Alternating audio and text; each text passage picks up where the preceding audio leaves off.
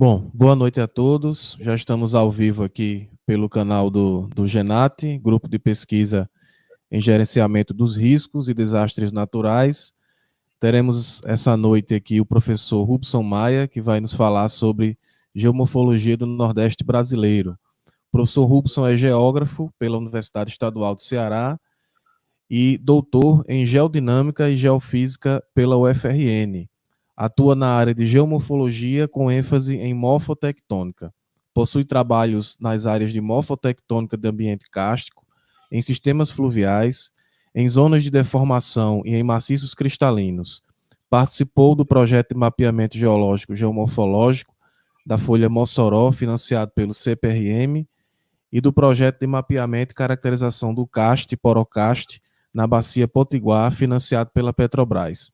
Participa do projeto Porocast 3D, financiado pela Shell.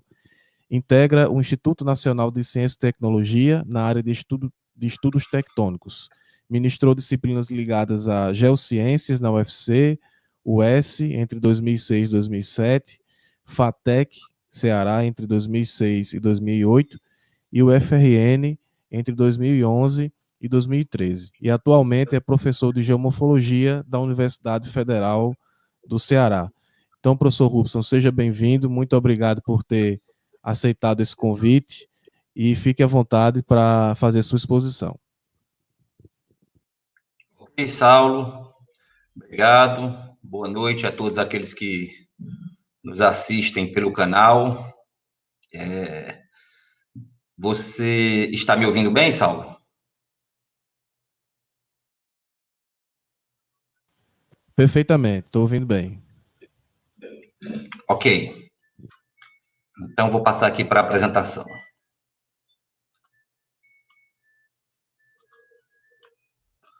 Bom, então, Saulo, em seu nome, eu gostaria de agradecer o convite. É uma situação inusitada, né, que nós estamos vivendo no país, mas me parece que seu laboratório e seu grupo de pesquisa tem se adaptado bem a essa nova realidade, né? Porque está com uma agenda densa de eventos e palestras e tal, sempre eu vejo no grupo. Bom, não parou, né? Isso é legal, porque nós vamos ser forçados a encarar essa realidade, todos nós. E esse é o caminho, né? Tentar usar aí a tecnologia a nosso favor. Bom, pessoal, então vamos lá. Vamos conversar um pouquinho hoje sobre geomorfologia do Nordeste brasileiro. É um tema bem amplo, bem vasto, então eu gostaria de iniciar explicando o que nós vamos ver, o que nós vamos detalhar. Bom, nós vamos pegar um recorte um pouco maior do que esse que vocês estão vendo aí, da província Borborema, né, do Nordeste setentrional. Vamos um pouco mais a sul, vamos um pouco mais para oeste também. Eu quero apresentar para vocês uma breve caracterização geomorfológica de cunho estrutural, que é o que eu venho trabalhando, em diferentes ambientes para tentar incorporar o máximo que 40 minutos permitir. O que vai constar nessa incorporação? Vamos partir primeiro do que é recente, ambientes fluviais, quaternário. Vamos depois para as bacias cretáceas e bacias também do Proterozoico superior. E depois vamos para o que é antigo, vazamento pré-cambriano. Veja que eu não estou falando ainda de relevo, estou falando digamos, de geocronologia, né, das unidades litoestratigráficas. Então, partimos de unidades quaternárias, vamos para o Mesozoico e depois vamos para o pré-cambriano. Eu vou fazer essa separação para ficar bem didática a palestra. Então, primeiro nós vamos mostrar os efeitos da geomorfologia estrutural, os efeitos da tectônica no relevo, nos ambientes fluviais, com foco no quaternário. Depois eu vou mostrar os efeitos da tectônica na geomorfologia de bacias mesozoicas. E depois, para finalizar, nós vamos mostrar os efeitos da tectônica nos ambientes mais antigos, que para a nossa geomorfologia seriam os nossos maciços cristalinos, nossas serras, nossos campos de Inselbergues, nossas depressões sertanejas. Então, nós partimos, digamos assim, para ser bem didático, de um embasamento inconsolidado, né, de sedimentos friáveis e tal, recentes, passamos para as rochas cretáceas das bacias, depois chegamos no embasamento da rocha dura mesmo, né, no embasamento ígneo e metamórfico indiferenciado. Então, para iniciar, espero que vocês estejam podendo observar o cursor do mouse, que eu estou movimentando aqui sobre o SRTM do Nordeste, uma breve apresentação, caso alguém esteja assistindo que não seja da região Nordeste. Aqui nós temos a área que é do estado do Rio Grande do Norte. Eu nunca insiro limites políticos administrativos nos meus mapas, porque eu acho que atrapalha, polui, e não é interessante para aquilo que a gente faz. Rubson? Oi. Desculpa te interromper. A gente não tem um recurso no momento de visualizar o teu cursor, então pode ser que você tenha uma certa dificuldade com isso. Se você puder ir situando o pessoal aí de outra forma. Sem problema, sem problema. Tá, ok, valeu. Bom, pessoal, então vocês vão ter que reconhecer, para quem não é da área do Nordeste propriamente dito, vão ter que reconhecer aí pelo recorte litorâneo. Então, esse segmento leste-oeste, lá em cima, litoral leste-oeste, pega parte do Piauí e parte do estado do Ceará. Quando pega esse segmento descendo em direção a leste, esse segmento NW, noroeste, isso aí é o estado do Ceará. Mais a leste, esse segmento que volta a ser leste-oeste, já é o estado do Rio Grande do Norte, e depois que vira ali a esquina do Brasil, em direção ao sul, esse segmento norte-sul, até Sergipe, Alagoas, né, pega aí o litoral do Rio Grande do Norte, Paraíba e Pernambuco. Bom, essas áreas em vermelho, amarelo, correspondem às regiões mais elevadas, né, da província Borborema, e a parte em verde, as áreas mais rebaixadas. Bom, o recorte que eu vou pegar vai ser um pouco mais amplo, né? Então vamos usar esse SRTM aqui, que talvez seja o mais adequado no momento. Aí todo mundo não vai ter dificuldade de se situar, né, geograficamente, onde nós estamos falando. Agora, pegando esse recorte, vamos lá para a região do Nordeste Setentrional, ali entre o Ceará, Rio Grande do Norte, Paraíba. Vocês vão perceber que há uma mancha azul escuro dentro do continente que concentra redes de drenagem. E há uma topografia elevada de forma circular, envolvendo o entorno dessa área rebaixada. Então, você tem uma área central rebaixada, contornada por uma área aquilo que os professores da RPU Wanda chamaram de anfiteatro erosivo, um anfiteatro erosivo aberto para o Atlântico. A característica do Nordeste Setentrional é essa, né? O que nós vamos ter para sul? Aí já não é da Borborema, é domínio do Crato Francisco. Nós vamos ter bacias proterozoicas, o proterozoico superior e o cinturão do São Francisco. Bom, então, partindo disso, eu vou mostrar para vocês agora, a partir de agora, como são os efeitos da tectônica e da neotectônica, sobretudo, na topografia de superfície, naquilo que é mais perceptível, naquilo que é mais sensível imediatamente aos olhos, que são aqueles ambientes que são mais susceptíveis aos efeitos da tectônica. Costeiros, embora eu não vá enfocar precisamente nos ambientes costeiros, mas os ambientes costeiros e ambientes fluviais. Lembrando que nós vamos focar aqui nos ambientes fluviais. Bom, os dados de neotectônica, eles mostram, se vocês pegam aí essa imagem da costa do Nordeste, com essas bolinhas, elas mostram diferentes formas de se comprovar, de se analisar os campos de tensão, que são os regimes cinemáticos associados as compressões tectônicas. Essas compressões tectônicas estão associadas à movimentação das placas.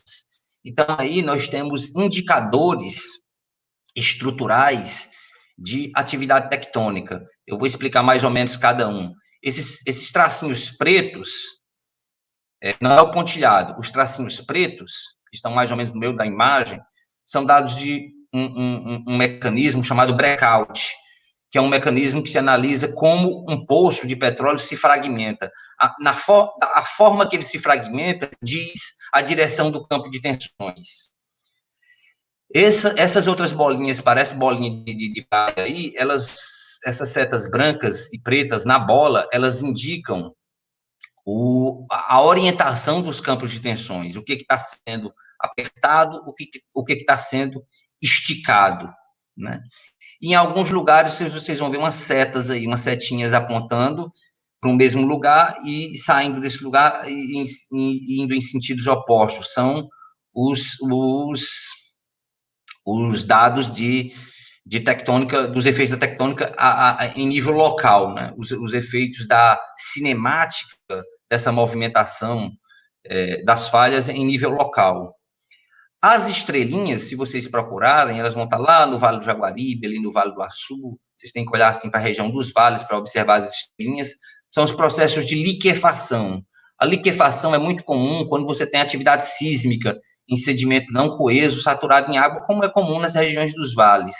Então, a liquefação, como o próprio nome diz, é quando o sedimento para de se comportar como um sólido e, por um momento, em virtude da passagem de uma onda sísmica, ele se comporta como um fluido. Então, a estrutura literalmente se liquefaz.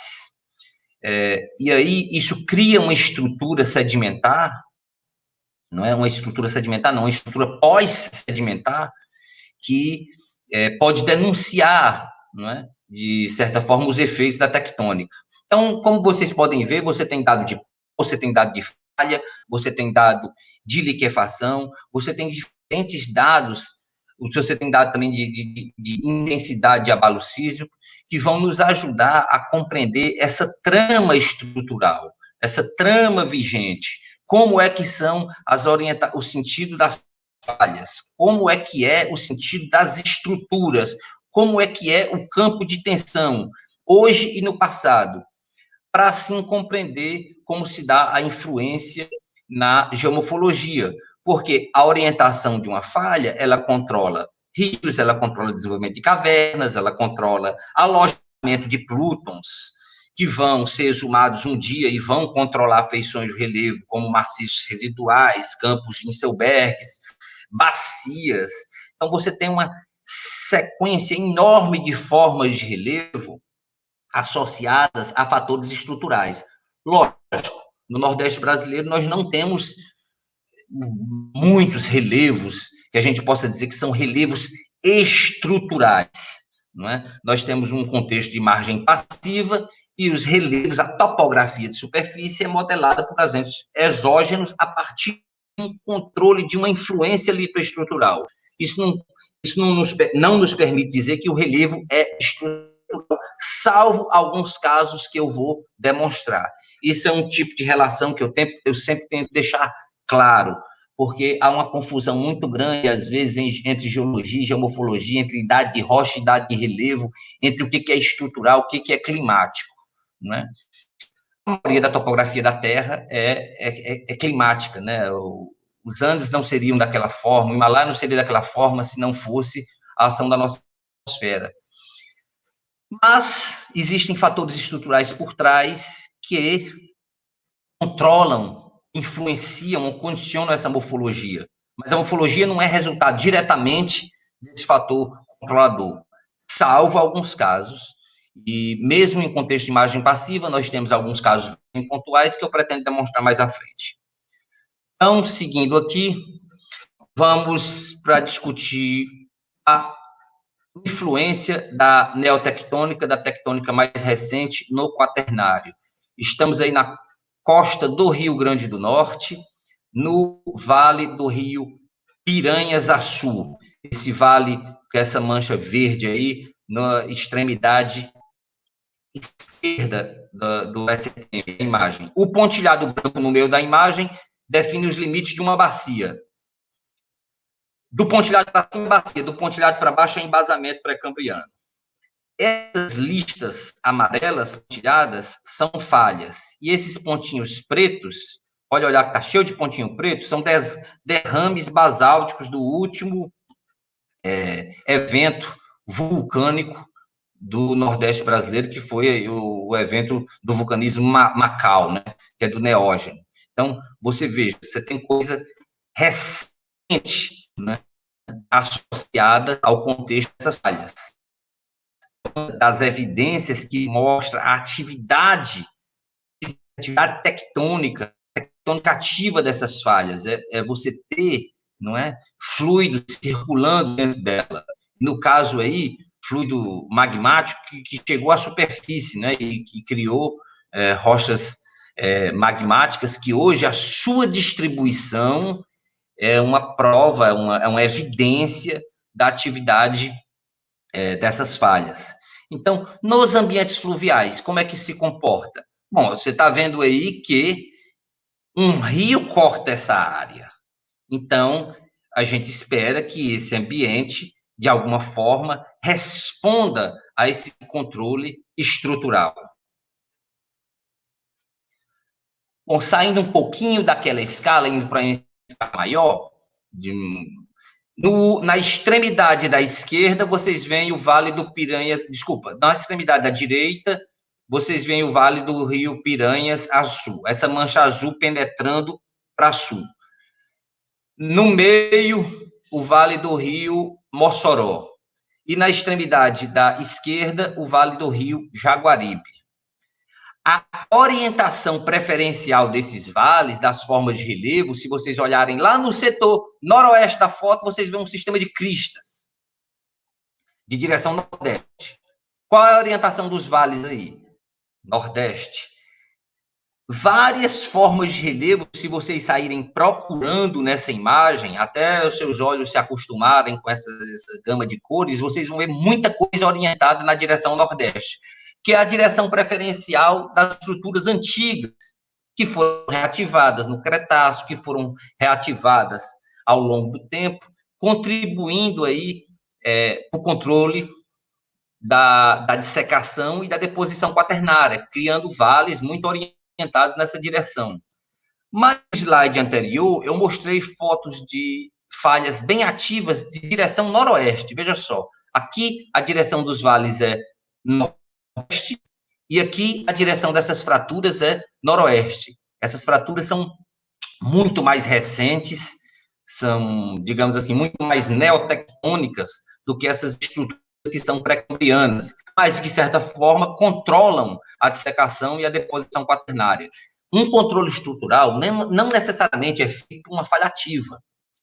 Processos estruturais podem criar zonas de anisotropia na rocha, ou seja, zonas de uma resistência diferencial em uma direção determinada, fazendo com que a ação seja preferencial naquela direção. Veja só que não tem nada a ver com falha, ou com tectônica, ou com neotectônica. Tem a ver, mas não tem uma relação direta. Não é uma falha ativa que está controlando aquilo. Mas a deformação criou, a partir da formação de planos de foliação ígnea e metamórfica na rocha ígnea e metamórfica, ou veios e diques em rochas sedimentares, se for o caso, uma orientação preferencial à dissecação. Então, é um controle estrutural. Vejam que, nesse caso, nós temos uma bacia fortemente controlada pela direção nordeste. Mas, se vocês olharem do lado direito da foto, se vocês forem da direita para a esquerda pela linha de costa, vocês veem um promontório aí, vermelho, o topo vermelho, bem elevado, onde a linha de costa avança um pouco em direção ao oceano. Agora eu quero que vocês observem toda a rede de drenagem que disseca o entorno dessa área elevada. Vejam que ela não é orientada a nordeste, ela é toda NWSL, ela é toda noroeste. Eu espero que vocês estejam conseguindo perceber isso. Eu estou falando de pequenas drenagens de primeira ordem. As drenagens principais, dos vales principais, ela está lá, orientada na direção nordeste, mas as pequenas drenagens que dissecam esse domo, esse relevo dômico, elas são bem orientadas no sentido noroeste e sudoeste. Veja que no sul do domo, onde ele fecha o domo, a drenagem radial, quase não tem drenagem. Ou seja, só tem abertura dessas cabeceiras de drenagem em direção ao topo, onde a estrutura está evidente, a estrutura NWSE está bem evidente. O que significa isso?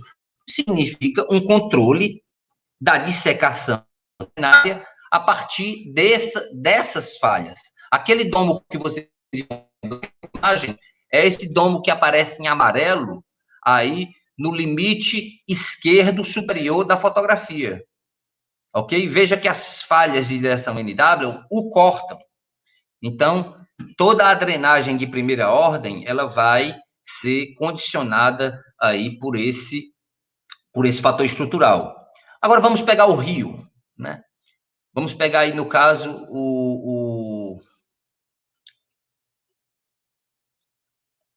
o rio Mossoró aí, que é esse quadrante em vermelho. E vamos analisar o que acontece com a drenagem quando ela atravessa essas zonas de falhas ativas. São esses quadrantes aí, C1, C2 e C3, corresponde a esse quadrado vermelho. Veja que o índice de sinuosidade do canal, ele é baixo na zona C1, porque ele atravessa uma zona de falha ativa. No setor C2, que é o setor entre as zonas de falhas, o rio meandra muito. O que acontece? A curva vai lá para baixo, né? O índice de sinuosidade, ele muda. E no setor C3, ele muda novamente, né? Então, você tem um índice de sinuosidade baixo. No setor C2, você tem um índice de sinuosidade que sobe, mas à medida que se aproxima do setor C3, que é um setor onde tem uma área de falhas ativas, ele começa a descer e vai descendo até atingir um pico próximo lá de C1. Lembrando, C1 e C3, esses setores rosa, são setores onde passam zonas de falhas ativas. C2 é um setor onde isso não foi mapeado, onde não foi identificado. Então, de cara, se eu tirar aqui, ó, vocês já observam que o canal no setor C2 ele é muito mais sinuoso, ele apresenta muito mais os mecanismos da evolução de um cinturão de migração fluvial, o que é muito comum do ambiente meandrante. Mas o ambiente meandrante é aquele ambiente de baixa energia que só funciona bem se não tiver influência estrutural. Já no setor C1 e C3, alguém poderia me perguntar, e aí, são drenagens retilíneas? Eu não posso ser retilíneas porque essa é muito plana, é uma área muito baixa, o gradiente topográfico é muito baixo, então a energia é muito baixa, o sistema também é meandrante, só que é um meandrante que tem um índice de sinuosidade baixo, né? Então, é assim que se comporta o ambiente fluvial quando ele passa por uma área de tectônica ativa, que é aquilo que é mais sensível, né? Bom, as setas aí indicam os pontos de mais baixa sinuosidade associados às zonas de falhas ativas. Bom, eu falei para vocês que ia mostrar também relevos gerados diretamente pela tectônica, né? Embora isso seja raro de se ver. Essa imagem aí, esse domo em vermelho, é esse domo que nós estamos analisando. De um lado, Rio Piranhas, do outro lado, Rio Mossoró. Agora, percebam que ele é recoberto por depósitos quaternários e pela formação barreiras. A formação barreiras que data do Paleoneógeno. Então, você tem barreiras em cima do domo e você tem barreiras embaixo. Você tem depósitos quaternários em cima desse domo. Então, não é de se esperar que as drenagens tenham subido o domo, né? Então, o que nós estamos vendo aí, e nós fizemos perfis geoelétricos nessa área, que vão mostrar a altura do embasamento, aí, no caso, as rochas cretáceas, é que o cretáceo está deslocado, está jogado para cima, e por isso levantou o que era depósito Barreiras, o que era depósito quaternário, o que era quaternário fluvial, eólico, transicional, está tudo jogado aí para cima. Então, é uma evidência forte, né, de neotectônica. Como isso ainda é muito recente, o domo ainda sequer foi dissecado e perdeu essa configuração, digamos assim, estrutural inicial. Então, se você quiser ver relevo estrutural, um relevo que resguarda a herança estrutural em margem passiva, eu diria que esse talvez seja um dos exemplos mais representativos da costa do litoral brasileiro. Veja, estou falando de relevo neotectônico, de relevo associado à atividade neotectônica. A atividade tectônica, você tem coisa muito mais expressiva, como, por exemplo, a Serra do Mar. Mas você, quando pega a atividade tectônica, aí você não tem esse recorte temporal tão reduzido quanto é o da neotectônica, que trabalha com coisa muito recente, né? Como é o nosso foco aqui no momento, que está no fluvial. Bom, e aqui, essa manchinha branca, que é o topo do domo, a área mais elevada é recoberta por depósitos que são os mais recentes.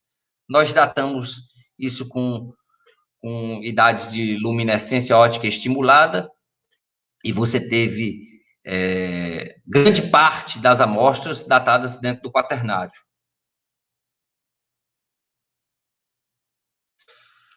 Bom, uma outra influência também da atividade tectônica está na morfologia dos depósitos fluviais. Aí que nós temos níveis de terraços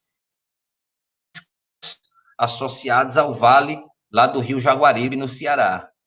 Então, você tem níveis de paleoterraços escalonados. Você tem 1, 2, 3 e o nível de deposição atual. Então, você tem 3 níveis de terraços aí escalonados. Bom, esse nível mais alto, ele vai ter o SRTM, em relação ao nível de base, uns 50 metros de altura.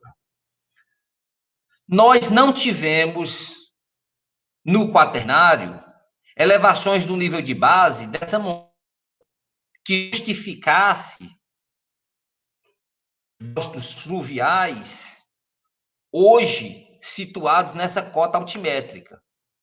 Então, se você não teve um nível de base geral que pudesse influenciar nos níveis de base local para gerar depósito dessa altimetria, como pode esses depósitos ter chegado nessa cota? É só uma explicação. Atividade neotectônica. A grande maioria de nossas falhas tem um regime transcorrente, mas não significa dizer que elas sejam 100% transcorrentes. Você pode ter aí um fator normal, inverso, associado a uma transcorrência. Então, você pode ter um pouco de movimentação normal ou inversa numa falha transcorrente. Esse rio está encaixado numa zona de falha. E aí tem esses níveis de terraços muito bem organizados, né, e muito bem orientados segundo esses planos de falha. Veja, a escarpa é de secação. O terraço em si também é resultante da dissecação fluvial. Eu posso dizer que isso é um relevo estrutural? Não, não é um relevo estrutural, é um relevo que foi condicionado, que foi fortemente influenciado pela estrutura. Mas essa topografia aí é resultante da dissecação. É totalmente diferente desse exemplo anterior, do domo, que ainda não teve tempo de ser dissecado. Então, quando você olha para a forma, você ainda vê a forma original da deformação neotectônica. Então, até o exemplo anterior, eu estava falando de movimentos transcorrentes de falha, em virtude de campos de tensão. A partir de agora, nós falamos aqui já de alguma coisa de deslocamento horizontal, desculpa, deslocamento vertical associado a essas transcorrências. Bom, vamos sair dessa escala local e para uma escala mais regional. Isso é o que foi descrito no primeiro slide como o anfiteatro erosivo do Nordeste brasileiro. Aqui situam as principais drenagens. Dentro desse anfiteatro, você vai encontrar as maiores drenagens, tirando o Rio São Francisco do Nordeste brasileiro. Se você olhar para o litoral do Rio Grande do Norte e Paraíba, todos os canais são pequenos, as bacias, elas nascem até próximo do litoral. Aqui, as bacias nascem distantes. Por que será? Percebam que tanto as topografias das cristas, dos maciços, quanto a dos vales, tendem a seguir a mesma orientação preferencial geral, que é essa direção nordeste. Isso está associado não necessariamente à neotectônica, e está associado à neotectônica, sim, nos baixos cursos, mas nas bacias como um todo, não. Mas você tem estruturas deformacionais muito antigas. E aí alguém pode dizer, mas é a mesma direção do antigo e do novo, é coincidência? Não, se você tem uma estrutura pré-existente de direção nordeste, isso cria um plano de anisotropia na rocha de direção nordeste e ela vai tender a se deformar, se fraturar também nessa orientação. Os planos de foliação ígnea, plano de foliação metamórfica, o alojamento de plutons granídeos vai se dar controlado por essas estruturas pré-existentes, criando planos preferenciais de dissecação. E, portanto, é por esse motivo que nós temos essas grandes bacias aí. Quando eu digo grandes bacias, espero que não tenha ninguém da região norte escutando isso, porque se tiver, vai achar que é um desrespeito às bacias da região norte, né? Porque essas bacias aqui não são comparadas às de outras bacias do território brasileiro. Mas, se você pegar no Nordeste brasileiro, sobretudo nesse setor, que as bacias hidrográficas são muito pequeninas, são as nossas consideradas grandes bacias. E elas têm padrão preferencial em virtude de uma dissecação preferencial gerada por um controle estrutural dessa dissecação. Bom, as áreas aí onde você tem esse contorno em vermelho são as áreas que são, digamos, menos dissecadas, porque estão associadas a grandes intrusões plutônicas, que é o que nós vamos falar mais na frente, quando a gente estiver discutindo os efeitos da tectônica, da estrutura nos ambientes mais antigos. Por enquanto, a gente está nos ambientes mais recentes. Agora, vamos lá. O que apareceu aí? Sumiu o SRT, apareceu o verdinho, que são as estruturas de deformação, as zonas de cisalhamento, as falhas. Vejam como os rios se concentram nas áreas mais afetadas.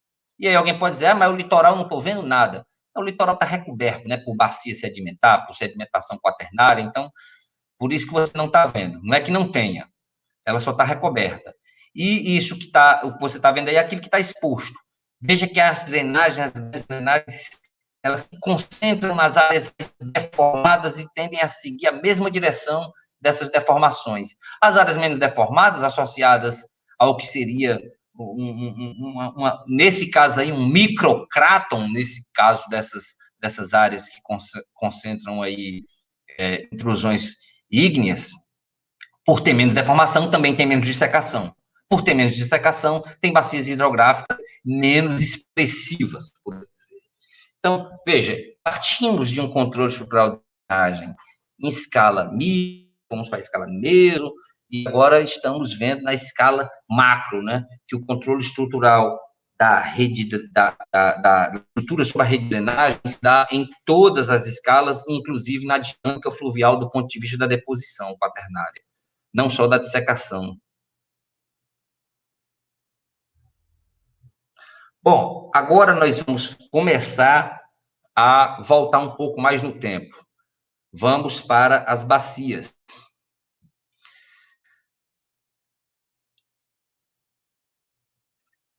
Nos terrenos das bacias, os efeitos do tectonismo já não vão estar assim tão claros quanto no ambiente fluvial. Por vezes as bacias um pouco mais antigas, mas eles também aparecem. Aí nós temos o caso de uma bacia, a bacia de Irecê, na Bahia, e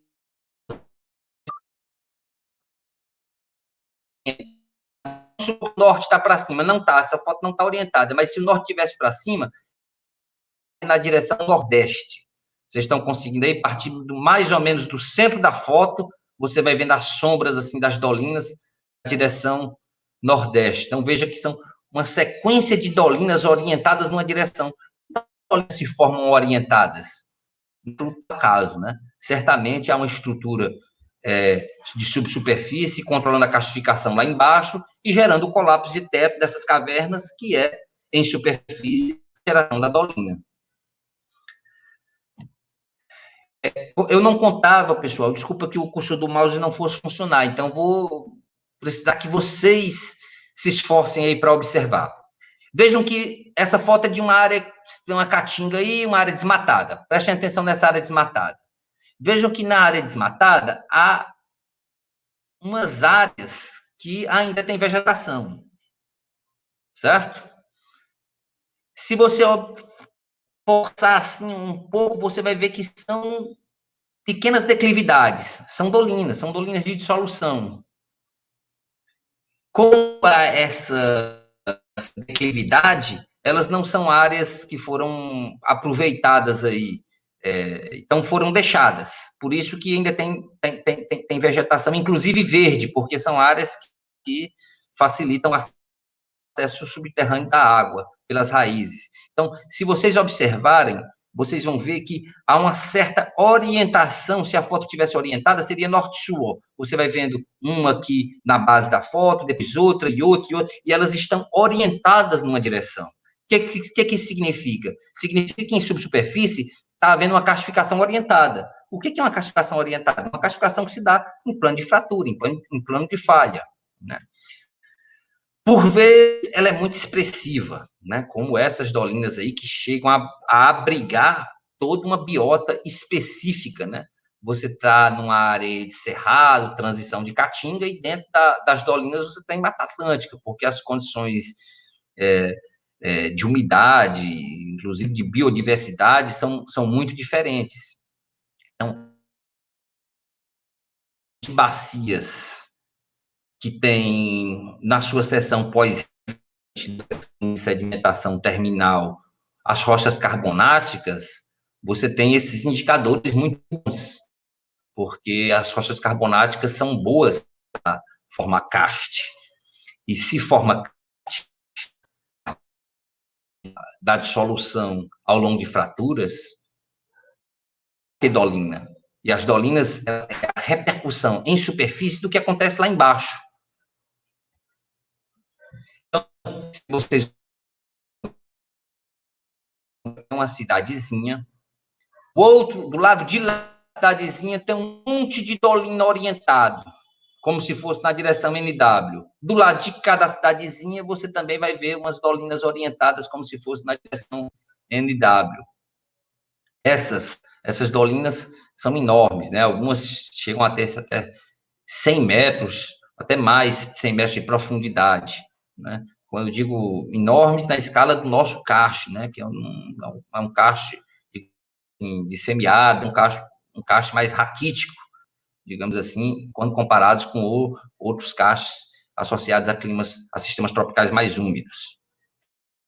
Mas aqui nós estamos vendo a influência, não é, da calcificação a partir das fraturas. Às vezes a coisa está óbvia e está clara assim, né? Você vê a fratura em superfície, a dissolução alargando, essa fratura dá acesso à água ao interior da rocha, essa rocha carbonática possui uma arquitetura estratigráfica por muitas vezes com fáceis mais solúveis, fáceis menos solúveis, dependendo aí de sua geoquímica, principalmente, de sua textura também.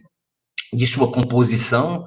Então, você pode ter rochas muito resistentes que não se castificam, mas a fratura dá acesso a uma camada mais basal que se castifica bastante, criando aí redes de galerias subterrâneas que só vão aparecer em superfície, se a área expor o carbonato, como é o caso nessa foto. 2, se nós tivemos zonas de colapso, como é o teto de cavernas, que em superfície vai ser a formação da dolina. Esse aqui é um bloco diagrama, nós fizemos um projeto que nós trabalhamos só mostrando como é a manifestação, não é, da a relação fratura e karst. Às vezes, é só uma fratura em superfície, uma junta seca, às vezes não tem nem alargamento, mas embaixo dela, dentro dela, à medida que você desce, ela vai alargando e cria muito volume vazio dentro da rocha. Isso tem uma grande repercussão para a indústria do petróleo e gás, porque mexe com a permeabilidade, com a porosidade da rocha. Isso é um pouco da aplicabilidade da geomorfologia estrutural nos análogos de petróleo, né? Como é o caso do pré-sal. Mas aqui, de cavernas, né? E a entrada da caverna da Lapinha, na Bahia, você veja que existe planos de fraturas controlando as escarpas que controlam as paredes, e não parece ter sido desenvolvido por fatores associados à epigenia, porque as formas são muito lineares, digamos assim, elas coincidem com os planos de fraturamento, pois a ausência completa de temas, o que mostra pouca conectividade com as águas meteóricas de superfície, mostrando uma influência estrutural muito grande, né, de um karst que se forma no interior da rocha, sem a colaboração ou a participação do fator superficial, né, das águas superficiais. Essa aqui é outra cavidade que é bem representativa na Bahia. Se vocês olharem dentro da cavidade, ó, vocês vão ver uma quantidade enorme de sedimento, ou seja, o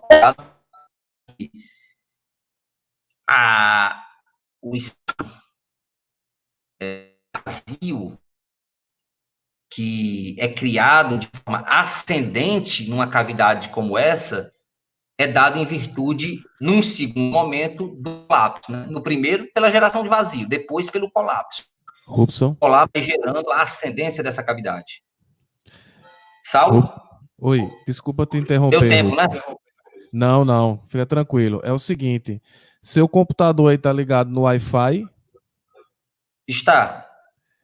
Pode ser que devido a isso esteja dando um certo travamento na transmissão. O pessoal está reclamando muito aqui do travamento, sabe? Você conseguiria ligar um fio de internet ao seu computador? Eu não tenho. Certo. Mas a internet aqui, assim, é bem boa, sabe, Entendi. Saulo? Porque inclusive, hoje foi um dia de reuniões, eu não tive problema com isso. Mas esse horário, né, tem muita gente na rede, exatamente. Pode ser um dos problemas, é a questão do horário de pico também. Quando você põe Saulo, será que foi desde o começo, hein? Não. Começou a travar mais agora. Eu estava observando já que eu fico monitorando e o travamento ele está aumentando nos últimos 5 minutos. Aí por isso que eu entrei no ar, interrompi. Mas será que a gente fecha e bota de novo? Eu acredito que não. Eu acredito que o que ajudaria seria um fio de internet, porque quando a internet está plugada no fio, ela fica mais rápida, né? E o Wi-Fi tem o... Certo, vamos tentar continuar e qualquer coisa eu lhe aviso aí. Você quer que eu fale de forma mais lenta? Será que isso ajuda? Eu acredito que não. Eu acredito que não. Se continuar travando muito, aí eu vou pedir que você corte sua câmera, certo? Porque aí diminui o peso da transmissão e a gente fica só com os slides. Vamos logo fazer isso, então. Deixa eu fazer logo.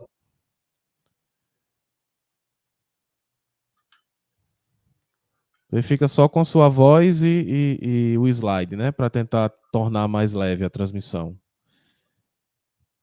Ao lado do microfone tem a opção de Start Cam. Aí você pode clicar em cima que ele Stop fecha. Can. Isso. Pronto. Pode continuar. E travou aí a câmera?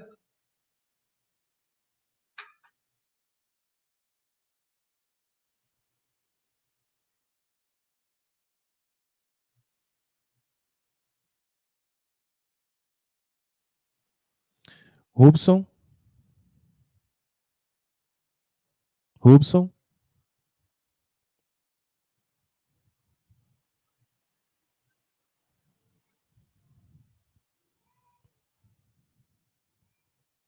Rubson? Oi. Pronto, estamos lhe ouvindo. Pode continuar.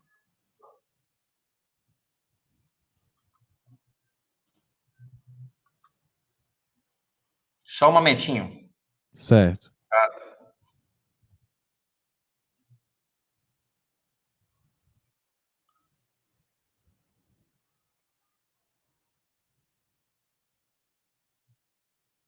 Esse slide era de um vídeo, eu não vou nem me atrever a abrir, porque senão é muito pesado. É. Tem áudio, vídeo? Ou é só um vídeo mudo mesmo? Não, tem um áudio abaixo, mas tem. Se o áudio não for essencial, porque ele não transmite o áudio Não, do não, slide. não é. Não Então é. você pode passar o vídeo aí tranquilamente.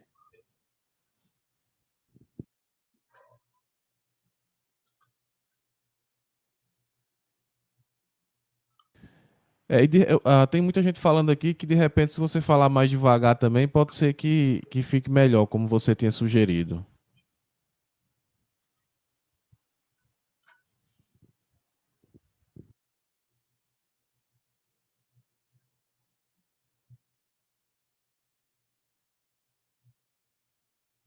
Bom, pessoal, estamos aguardando aqui abrir o vídeo para continuar a apresentação. Nós pedimos desculpas. Esse horário realmente é um horário meio complicado de fazer lives, porque tem muita gente na rede e ela fica sobrecarregada, né? Mas estamos no ar aqui, Rubson vai voltar à apresentação.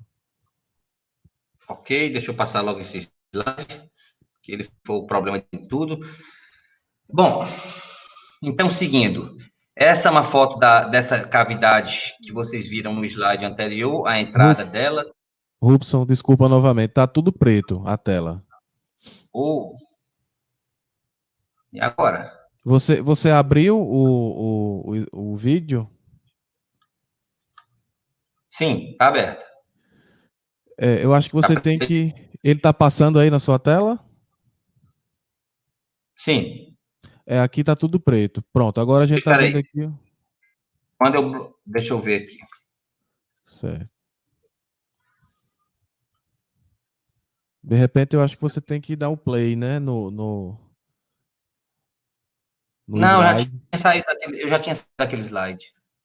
Certo. Agora nós estamos vendo os slides. Tá vendo? Estamos. Não em tela cheia, mas estamos. Na cena anterior a gente estava vendo só o preto. Agora sim, agora tá tela cheia e tá vendo tudo. Achei, né? Ok. Isso, perfeito. Bom, então esse é o interior de uma cavidade formada por processos associados aí à dissolução, mas acessado ao interior da rocha por processos estruturais, porque você vê pouca conectividade da cavidade com águas meteóricas, você vê poucas feições de solução e poucas feições de precipitação química, como espelhotemas, e muita feição de colapso, né? Tem uma pessoa aqui de escala, não sei se vocês estão vendo aqui, as pessoas de escala na base da foto, caminhando sobre blocos colapsados. Então, percebam bem, nós temos fluidos que circulam no interior da crosta, fluidos hidrotermais. Esses fluidos também têm poder de gastrificação, sem conectividade com a superfície. Então, você tem aí a formação de cavidades, né, de cavernas, sem ser pelo aquele modelo kárstico, clássico, não é? Que é em virtude da acidificação da água meteórica que vai dissolver a rocha carbonática a partir da superfície para baixo. Não, isso aqui são coisas associadas a fluxos ascendentes, né? Escape de fluidos, gases, inclusive, que vão dissolvendo a rocha por dentro, sem a necessária participação das águas meteóricas. Isso tudo em virtude do fator estrutural, porque se não tivesse a rocha não tivesse a fratura na rocha para dar acesso a essas águas, elas teriam mais dificuldade. Bom, isso é um exemplo de nuvens de ponto que nós fizemos numa caverna usando laser scan. E vejam a forma das cavidades. Isso aí está projetado mesmo em 3D. Vejam que se eu mostrar só isso e perguntasse o que era, dificilmente acho que alguém diria que são galerias de cavernas, porque elas são conjugadas, né, e elas formam ângulos retos aí, quase como se fossem avenidas, ruas e quarteirões, demonstrando aí a clara participação do fator estrutural a partir do controle da castificação, que tem como zona de partida planos de fratura, planos de falha.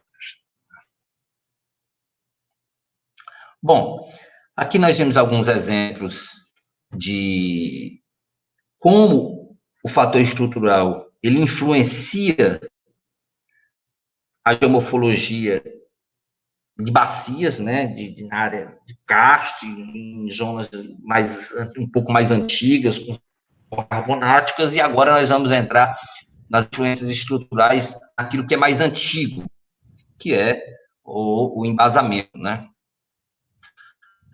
Pegando aí o Nordeste setentrional brasileiro, de cara, se você olhar a morfologia das intrusões graníticas, que são essas manchas em vermelho, vocês vão ver que elas não formam bolsões com uma forma imprecisa, elas formam bolsões alongados, e esses alongamentos são sempre ao longo de planos de deformação pré-existente.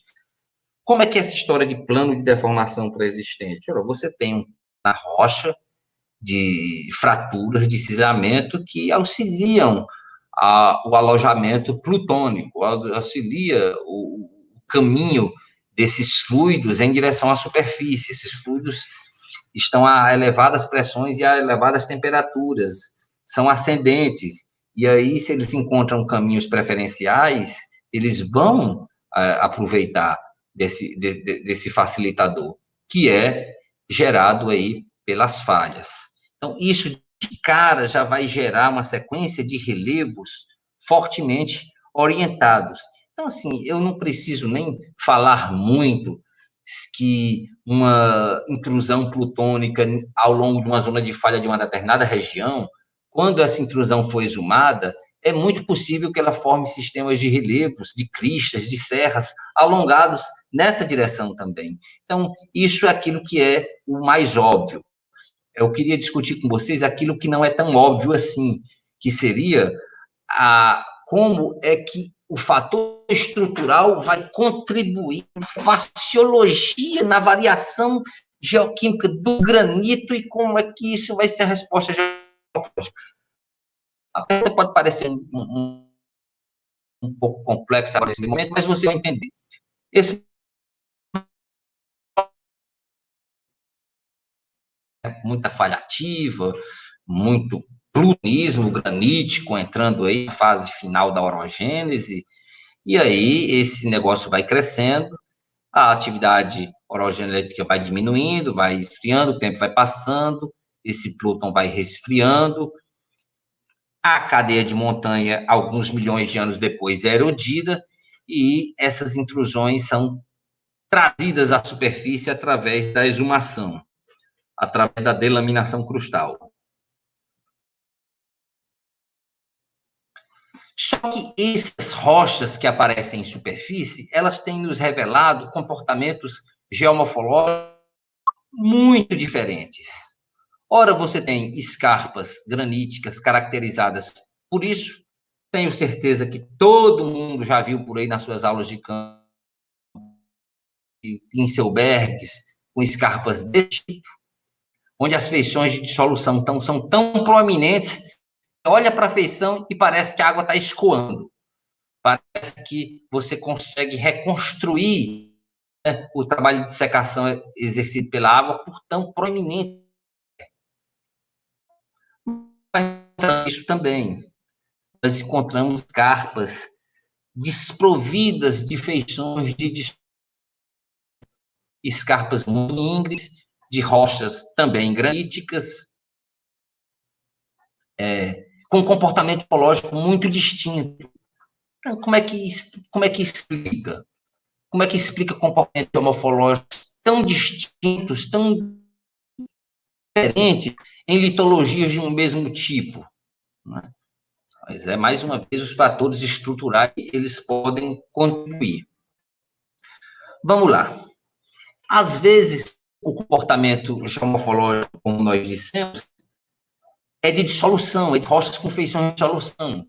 Às vezes, esse comportamento geomorfológico é de rochas que criam escapas, que criam relevo, com feições muito proeminentes, gradientes muito elevados, sem feições de dissolução bem marcadas. E, às vezes, você tem rochas que geram muitos padrões de fratura, acabam caracterizando o relevo por essas feições. Então, imagina aqui uma área que está sendo exumada. Né? Pensa nisso a longo prazo. Essa rocha que foi removida também faz parte do mesmo contexto, é ignimetamórfico, só que, por algum motivo, ela é menos resistente, né? Talvez por ser mais antiga, um embasamento encaixante, mais afetado, né, por metamorfismo, por tectônica, essa rocha se comportou assim, se rebaixou mais, ficou o núcleo intrusivo aqui mais preservado. Esse material estava sob elevada pressão litostática. Com a exumação, essa pressão foi liberada, então esses granitos literalmente passam a se expandir. Agora, eles vão expandir e vão se formar se esse coeficiente de plasticidade dessas rochas não suportar essa expansão, né? Porque dependendo da geoquímica desses granitos, você pode ter esse processo de exumação não gerar necessariamente fraturamento. Vai depender da plasticidade dessas rochas, que vai estar associada à sua mineralogia.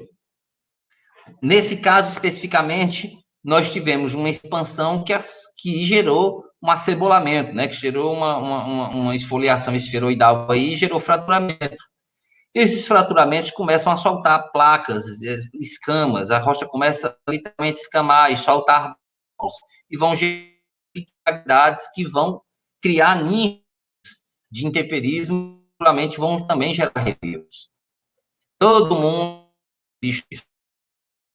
no topo das escarpas dos granitos, o coroto lá com uma casquinha preservada, mas no setor mais íngreme, soltando aí os fragmentos, placas da escamação.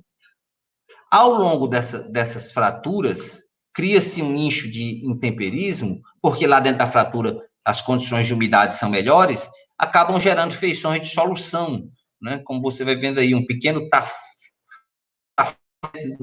não seria propriamente aquela definição clássica de tafone, mas seria tafone gerado em virtude de um controle estrutural por fraturamento. Bom, aí veja, outro tipo de Inselberg que tem um comportamento geomorfológico muito distinto dos que eu mostrei para vocês. Você não tem feição de dissolução nem fraturamento. Outro, você tem muita feição de dissolução. E alguns são as feições de dissolução, mas com muitas feições de fraturamento. Então, o coeficiente de plasticidade de rochas como essa são muito baixos.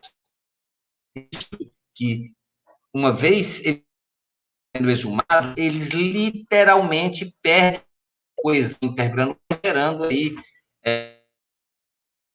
tanto que as rampas de talos mais expressivas são nesses tipos de Inselbergs. Esses são os mais difíceis de assar, esses são os mais difíceis de subir, de fazer campo, porque geralmente o acesso é feito por rampas de talos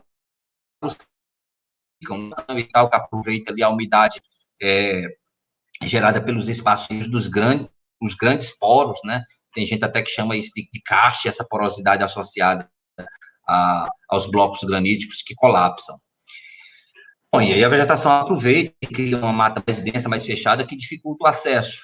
Você pode ver que, geralmente, tampas de talos vão estar muito presentes em Selbergs com esse tipo, esse jeitão aí, né, com esse padrão de fraturamento muito presente. São também as formas mais curiosas, né, como o Dedo de Deus na serra lá de Teresópolis, no Rio de Janeiro, em Quixadá. Em vermelho aí aparecem os planos de fratura. Vocês podem conferir. E em cinza aparecem os planos dos veios, que parecem coincidir com os planos de fratura. Ora, isso aí demonstra uma predisposição estrutural da rocha para fraturamento preferencial numa direção. Então, as formas de relevo vão estar, digamos assim, controladas por esses padrões. Se não fosse essa orientação do veio, isso não seria uma galinha, porque essa orientação do veio tirou a formação do bico. Se você observar os traços cinza na galinha e for projetando, vocês podem ver que a cabeça e o bico é formado em virtude de um bloco que se desprendeu, né, da superfície entre o veio e rocha. Vamos pensar aqui que as ligações químicas são mais fortes, os minerais, os mesmos minerais do que minerais diferentes. Então, se você tem um veio, aquela ligação entre a zona de veio e a rocha encaixante, ela é mais fraca. Então, é ali que se propaga a fratura. E é o caso aí, né, que gerou esse desprendimento de bloco, gerando essa aparência, né, que a gente faz analogia à galinha. Então, é preciso ter esse comportamento geomorfológico para ter esse padrão de relevo. Bom, aqui vocês veem o Inselberg, não sei se vocês estão conseguindo observar, que tem um veio muito largo cortando ele. Ele sai do lado esquerdo da base do Inselberg e vai subindo, uma faixa branca. Tudo que está abaixo da faixa branca é muita feição de dissolução. Tudo que está acima, há um misto aí entre fraturamento e dissolução. Parece que o veio é o marcador geomorfológico desses dois comportamentos desse granito, né?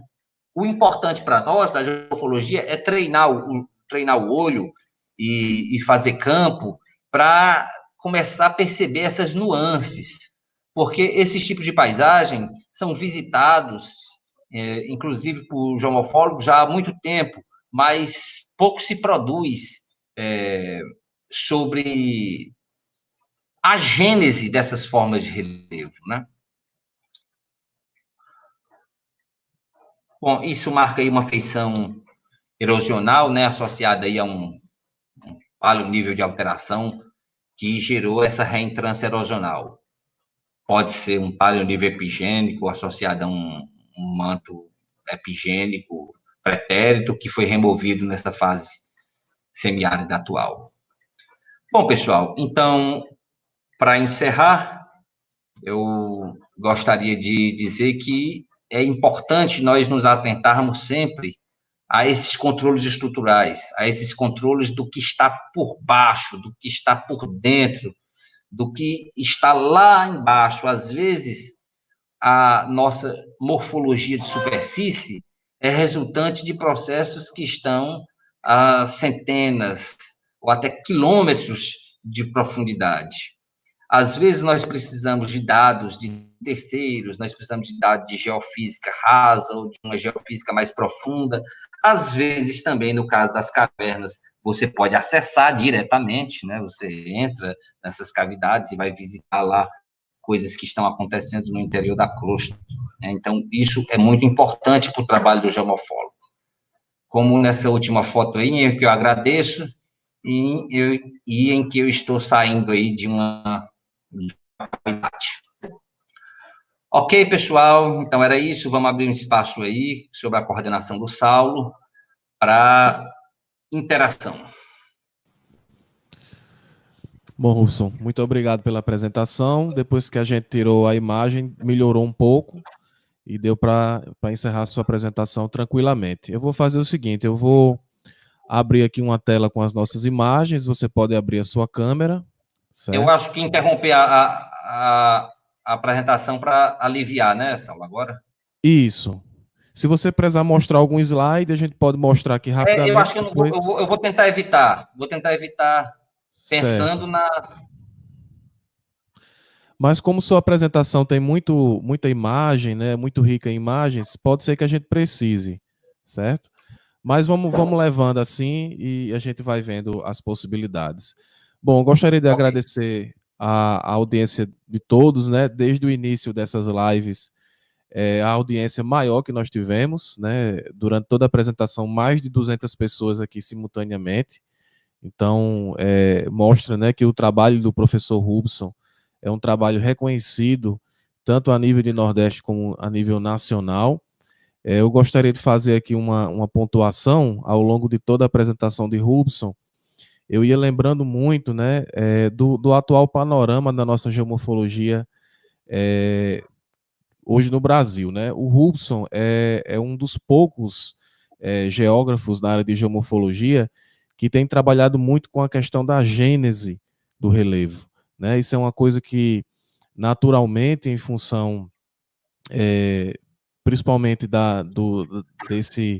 dessa junção, né, da geomorfologia com os estudos ambientais, veio se perdendo muito ao longo das últimas décadas, né? Esse trabalho mais voltado à gênese, né? Eu, particularmente, sou geomorfólogo muito mais voltado a essa análise mais ambiental, né? Embora admire muito o trabalho do Rubson e acho que é muito importante, muito relevante, né, termos um geógrafo com esse grau de conhecimento.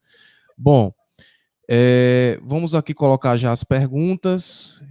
O professor aqui, o Edson, está conosco, professor Edson da UERN. Seja muito bem-vindo, professor. Pessoal, agora é o momento das perguntas. Já tem uma aqui do Jorge Mendes. O Jorge Mendes pergunta o seguinte: o relevo do Nordeste teria como processos gerais a reologia das rochas e essas estruturas neotectônicas? Saulo, vamos fazer por bloco? Vamos. Então, Às vezes uma pergunta tem a ver com a outra e a gente perfeito. junta três. Perfeito, perfeito. O André Leone, ele diz o seguinte, ele fala aqui, já ia perguntar sobre os veios de quartzo. Alguém tem algum artigo que possa referenciar aqui sobre os veios de quartzo? Acho que ele está fazendo uma pergunta mais geral. Bom, vamos lá. O Marco Túlio, nosso amigo Marco Túlio aqui, viu, Rubson? Ele pergunta o seguinte, Rubson, você pode indicar um trabalho de referência para a gente entender a reconstituição da história do quaternário do litoral setentrional do Rio Grande do Norte? Até agora foram 3. Você quer mais alguma? E não tem a ver uma com a outra, não, viu? Eu achei que ia juntar, assim... Ia juntar, né? Bom. Mas vamos lá. Uma é sobre reologia, outra Isso. é sobre... A do Túlio é sobre um trabalho clássico, sobre o quaternário costeiro. Isso. E a segunda foi sobre... Trabalho sobre veios de quartzo. Veios de quartzo. Certo. Vamos lá. Bom, inclusive esse termo, reologia, vai ser um termo pouco usado na geomorfologia, né? Mas eu acho bastante importante, sobretudo quando se trata da geomorfologia de rochas metamórficas, maciços cristalinos, depressão sertaneja, campos de Inselbergs. O que é essa físico da matéria, digamos assim, a plasticidade, a viscosidade. Então, embora tudo pareça duro, tudo pareça sólido, é sólido aos nossos olhos e ao nosso breve momento aqui na Terra. 70, 80 anos, agora não sei com esse coronavírus aí, mas Vidro, por exemplo, fisicamente, tem um comportamento mais líquido do que é sólido, embora você nasça e morra vendo líquidos como um sólido, mas o líquido, no decorrer do tempo, e não é o tempo nosso, de uma breve vida, mas o vidro, ele escorre. As rochas, elas se deformam. Como é que você vê uma deformação plástica numa rocha sólida?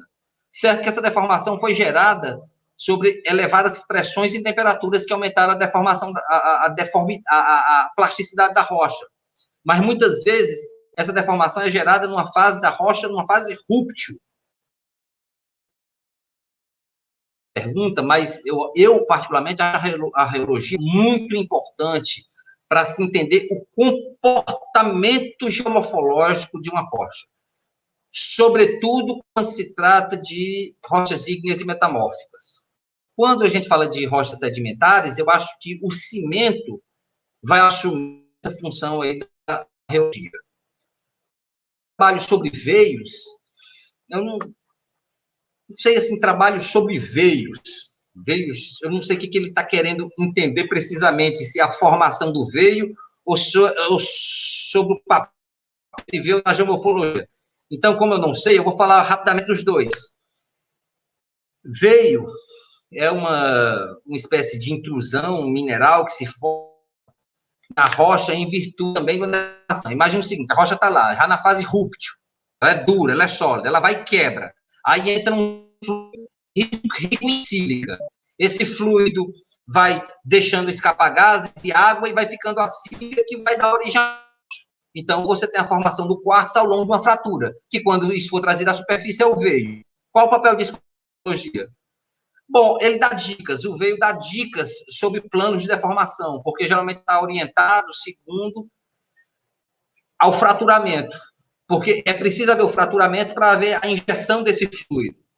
Então, o veio, ele se forma a partir da fratura. Vai dar dicas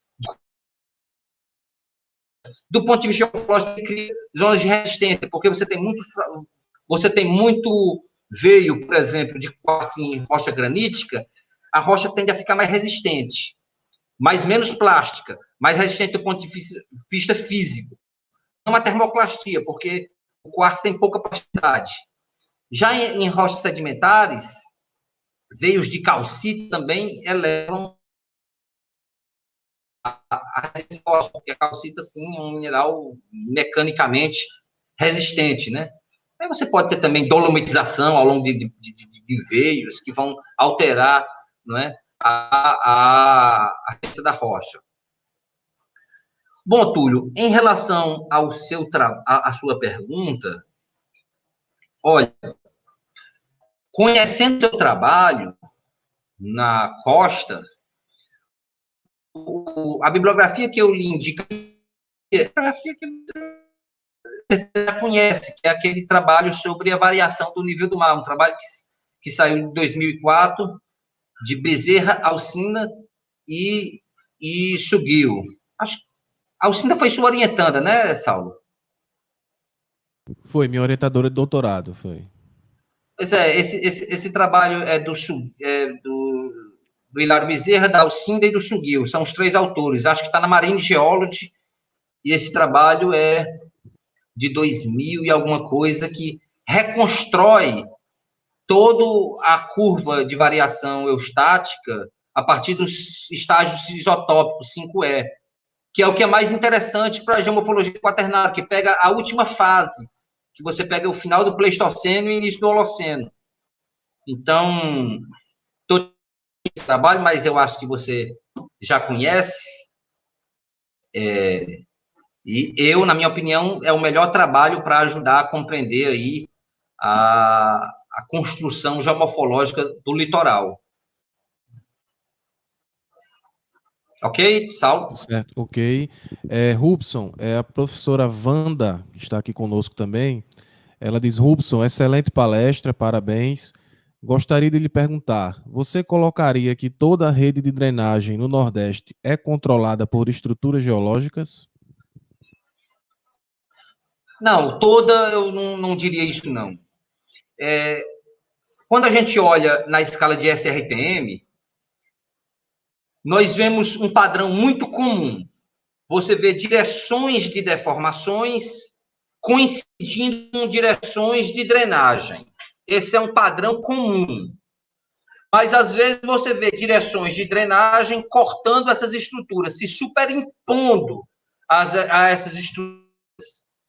E aí você vai para campo e observa que tem tendências de fraturamento a nível local que controlam essas estruturas.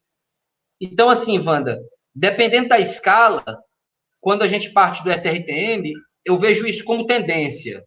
Quando eu vou para campo, às vezes o que você não consegue ver no SRTM, você comprova em campo. Então, eu diria que no embasamento exposto, como é o nosso, que nós temos uma cobertura pedológica muitas vezes insignificante, a drenagem vai responder muito mais às características geológicas, às características geoquímicas e estruturais da rocha. Então, eu não diria todo, mas eu diria que é um padrão bem comum você ter a rede de drenagem como resultado, né, de um controle estrutural. Nesse caso da província Borborema, nesse caso do Nordeste Setentrional brasileiro. E repito, em virtude da ausente ou pouca expressiva cobertura pedológica. Perfeito, Rubson. Vamos lá, vamos ver aqui mais alguma pergunta. O Jonatas Costa, ele diz, professor Rubson, parabéns. Esses blocos diagramas, né, do professor Rubson sempre chamam muita atenção. Ele diz o seguinte: tenho dúvidas de qual programa o senhor usa para fazer os blocos diagramas e representações do relevo. É o seguinte, Jonathan, né? Jonathan, é um mix. Geralmente eu boto o SRTM na ferramenta 3D, aí depois eu desenho, extraindo as informações que eu quero no Corel. Mas, assim, às vezes eu desenho à mão livre também e depois vetorizo. Os blocos de diagrama, eles ajudam, porque quando você pega uma imagem SRTM, eles têm tantas cores, tem tantas texturas, tem tanto relevo, tem tanta... que você fica meio que os seus olhos enganados por tantas cores, tantas texturas, tantas coisas. Então, você faz um diagrama e extrai só as informações que você quer, e aí aquilo evidencia muito melhor a topografia ou os controles estruturais, se for o caso. Vou dar um exemplo prático aqui. Quem estiver assistindo essa palestra e tiver já trabalhado com laser scan, o laser scan ele gera uma nuvem de pontos e gera fotografia.